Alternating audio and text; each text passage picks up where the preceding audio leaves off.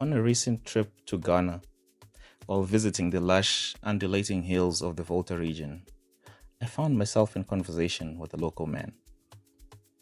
We had been talking for just a few minutes when he asked me where I was from.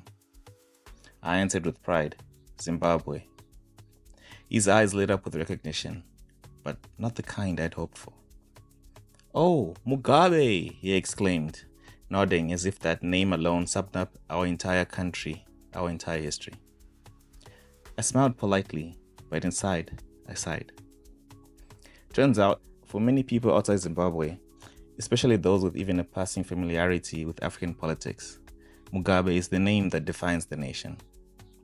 To them, Zimbabwe is not a place of artists, thinkers, or innovators.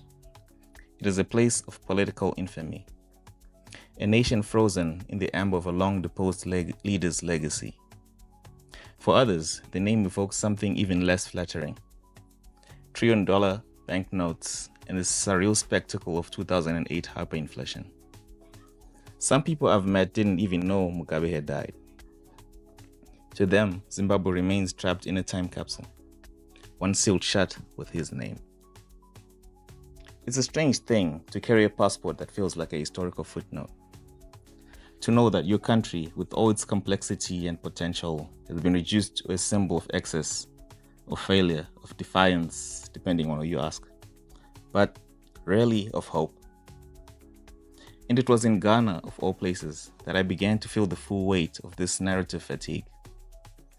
Ghana, a country that itself has undergone massive transformation since the days of Kwame Nkrumah, now pulses with a confidence and cultural pride that is infectious. It reminded me that stories can change, that nations can be reimagined. I had another moment of recognition, this time with a young writer from Togo. I admitted to her, somewhat sheepishly, that I didn't know much about her country. In fact, I told her, the only Togolese person I could name off the top of my head was the footballer, Emmanuel Adebayor. She laughed. "That's what most people say," she replied. "He is our most famous export." It was a moment of shared honesty, but it also made something click. Adebayor had, for better or worse, become a symbol. He had given Togo a recognizable face. And suddenly I wondered, who is our Adebayor? Who is that one figure, that story, that cultural moment that allows people to see Zimbabwe as something other than the sum of its political tragedies? We need a new story. Not because we must forget the past, but because we cannot live forever under its shadow. Mugabe was a towering figure, sure, but he is not all that Zimbabwe was, or is, or will be. There are stories unfolding here every day that speak to resilience, to ingenuity, to beauty. And yet, globally, we're still known for a man who no longer walks among us. This is not a call to erase history, but to add to it, to complicate it, to expand what Zimbabwe means in the global imagination, to replace pity with curiosity, to shift from notoriety to nuance. Well, what will it take?